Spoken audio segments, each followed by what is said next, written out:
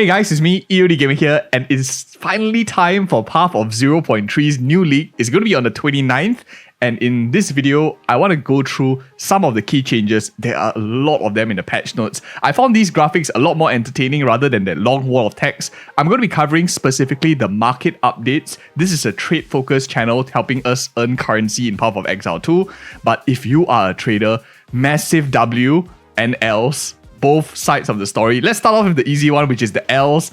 Everything that you knew, all of the memories that you have of trade, totally gone. So don't worry about that. If you follow this channel, we'll have non-stop videos for us as well. I will give you guys and keep you guys updated to make the most amount of currency. Now, L's out of the way, just that. The W's now, we have asynchronized trade. For any of you who do not have 20 hours a day just sitting down and waiting to chat with people, this is massive. You can finally put your items in your for sale tab, and now if you go online to the trade site, you can purchase them and buy it off as if it's like a merchant. This is crazy efficient, but it also could mean that you could accidentally leave like a really valuable item at a much more overpriced or underpriced rate.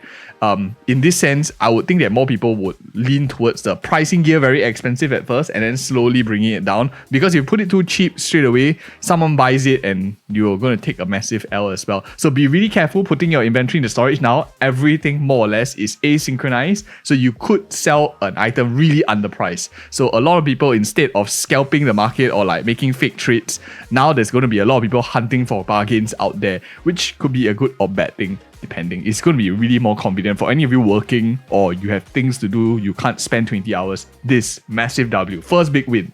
There are going to be many big wins, but I want to touch on the key major ones that will implicate the market. Of course, there are tons of changes. It doesn't seem that we're going to be getting too much new stuff, but importantly, one thing that's going to change is we are no longer going to have accrual mode. So after 1, 2, 3, 4X, we'll have these 3 mini X that is going on in the game, which cover you all the way into the end game. End game is also changing a little bit. There are many new items introduced, new bosses, new islands that is non-linear. You can go to the islands any way that you like. Story continues with Act 4. So it's a very big act with tons of changes, balance changes and whatever not for the meta. But I'll leave the meta talk to much more guide-oriented content creators as well. I'm here on this channel just focused on making money in Path of Exile 2, as you guys know by now.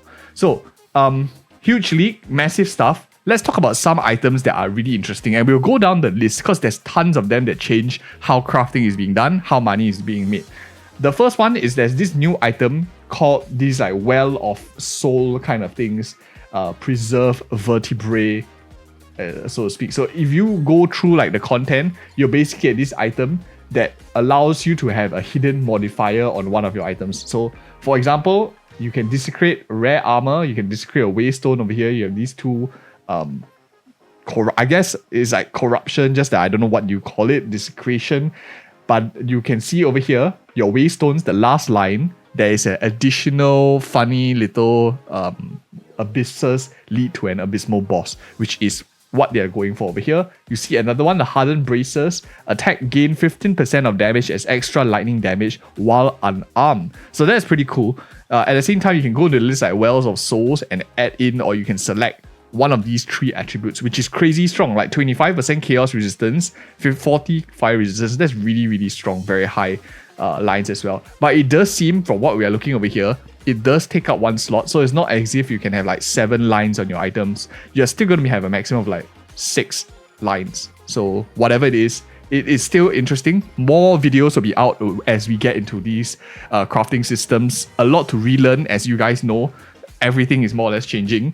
At the same time, they are releasing new bosses, new items. This is just going to be a small amounts of them, but it's really strong. I really like this one. We have this fine belt here that has 2 sockets. Belts normally don't have sockets as well, but with this you can have increased effect of socketed items with like body armor and stuff like that, bonuses. So anything that gives you like body armor, like this new one here, prevents 3% of damage from deflected hits and stuff like that. it applies to the belt. So I think that's really strong. At the same time, it gives it a 72% modifier, especially if like the belts like Ingenuity and stuff like that, not really being super meta last season. We might see more people shifting towards maybe sockets. It does seem that they want to push more people towards the sockets route, plays with the stuff that you can imbue in items and stuff. So it's quite nice. We have this new omen as well from this new boss's pinnacle boss, which is the Omen of Abyssal Echoes. While it's in the inventory, you can re-roll the desecrated modifiers. So whatever we were saying above for the desecrations, or was it below, you are able to re-roll those modifiers. So it's not like completely RNG. That's really huge. And speaking of not completely RNG, we get some sprint, we get support gems which allow you like put more than one, so you can put everything with your physical damage increase and elemental damage increase now, which is really nice. So balancers. But what I want to focus on for the remainder of this video is new items as well as crafting updates. We'll leave the crafting updates in a little bit. Let's touch on the smaller stuff first. We're getting tons of new items over here. Unique items as well as even like normal items here. This two-handed mace which crushes enemies on hit.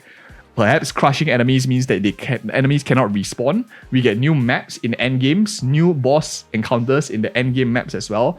We have tons of support gems. We have like these really strong support gems to imbue, to put into your like skill gem nodes. Like this one echoes, spells echo 2 times. This one here treats monster elemental resistances values as inverted. That's quite crazy, right? At the same time, you have these like crossbow ammunition skills cannot reload. Support skills load 3 bolts when you dodge. Support skills load additional 3 bolts. This is really like super strong, I guess, because you just need to dodge roll to reload as well. So it could be quite interesting. That's strong. But more importantly, the crafting changes. This really impacts all of us because it's going to affect trade in many ways. How currency is being kept, what is the goal. More importantly than not, the end game content, the end game currency like Divine Orbs, like your Mirror of Calandra are untouched. What is touched here is your lower tier ones, like your Orb of Transmutation, Chaos, as well as Exalted. So now they have a certain variety of them. They have like Greater, you have Perfect, and what they do is Greater and Perfect guarantees a minimum level in crafting. So if you're trying to find maybe like a tier 1, now it's like the inverse, right? Tier 1 is the best. For those of you who like didn't see that change in midway through 0.2, tier 1 is the best. So if you're trying to get tier 1, you have to use like a perfect greater to try to like snipe those higher end lines. Then you don't want like a tier 8 really bad one. So you want to use a better currency. So everyone will probably be moving towards more of a better currency for storage of value rather than just having one form of currency. The lower tier currencies might not be very worth it as well. Who knows, maybe we can like convert the lower tier to a higher tier one if you like reforge 10 of them. I don't know, I'm just like talking out of thin air, but we will have to experiment. As you can see, a lot of things that we knew changed. We also have new exceptional items with extra sockets and stuff like that as well, which is really nice to have. So basic tier items, now there's a variety. There's a greater, there's a perfect, exalted orbs and chaos orbs and stuff.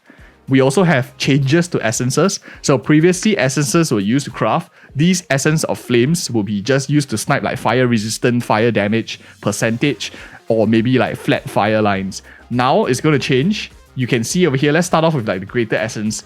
It tells you exactly what you're going to get. You slap it onto a magic to rare item, a magic going to a rare, you get fire damage flat. If you use this smaller one here, it's also fire damage flat, with a much smaller amount, lesser essence of flames.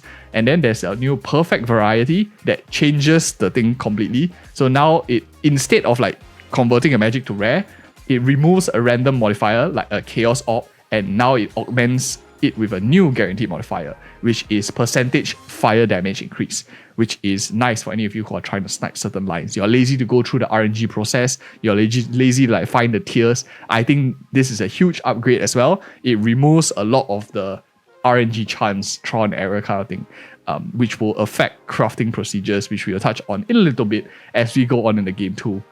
Much better with examples. We also have new omens over here. Huge omens. You have Omen of Ancients. While this item is in your inventory, Orb of Chance basically upgrades the item to a random unique of the same item class. Which means if you have 1,000 of this, you could have 1,000 chances of getting like Astra Mantis. I think this is going to be quite expensive. This more or less guarantees your orb of chance to 100% succeed, which is I don't know, if the orb of chance is a 1% modifier on certain items, there's a 100% increase in the value of your orb of chance. I think this is going to be really expensive relative to the price of orb of chance. Super strong as well, and you don't really need so much bases, but who knows, right? So this one is the first one, Omen of Ancients. Next one we have Omen of Sanctification. Divine orbs used on rare items will sanctify it. To be honest, I'm not exactly sure what sanctify is. I will try it out and I'll show you guys in game as well. If any of you have good guesses, you let me know in the comments too. But this is another new one. I will have to see. Maybe it's like if it was corrupted or something, you can uncorrupt it. I don't know. But next up, Omen of Chaotic Monsters. In your inventory, if this item is in your inventory, your next Chaos Orb will replace all modifiers on a Waystone that grant pack size. Very specific though. For some reason, you want to remove like pack size.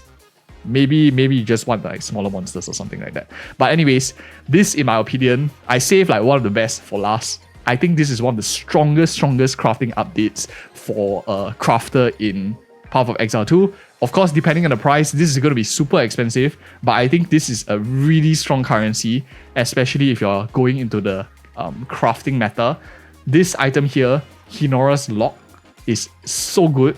It's a crystal ball. We always say like, oh, we don't have a crystal ball. This item here allows an item to be foreseen what would happen to it if you use an item on it. So you right click this item and it's kind of like telling you what is the line that is going to appear if you use that omen. So your expensive omens that cost you multiple divines are now worth even more because you just need to use the Hinora's Lock so that you are able to see exactly what is the result of the next currency item. So it's like foretelling if you use that currency item, what will happen to it. So you can see over here, Hinora's Lock allows you to foresee the result of the next currency item used on this item. The lock is removed when this item is modified. So this is like really strong. So you can exactly see like what happens. So this is like a buffed version already. So you use this like currency lock to buff this, and when you right click and then you hover around, I guess it shows you what exactly changes when you are about to use that currency item. This is very huge, especially for high-end crafters.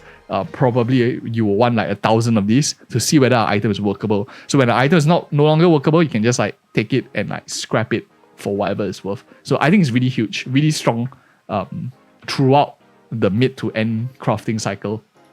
Next up, of course, I just want to say, if you guys haven't seen our new crafting leagues, preparing for new leagues, there are some videos on the channel already, long shelf life contents, especially those that you can see on our channel.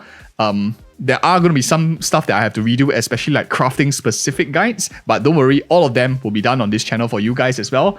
And I hope to see you guys in the brand new third edict 0.3. If you guys found this video helpful, do give me a like, comment and subscribe, and see you guys on the 29th. More content to come. I'll do more videos as we roll out. There's tons of other changes. I can't get through all of them in one video. But thank you guys so much for watching. See you in the next video real soon.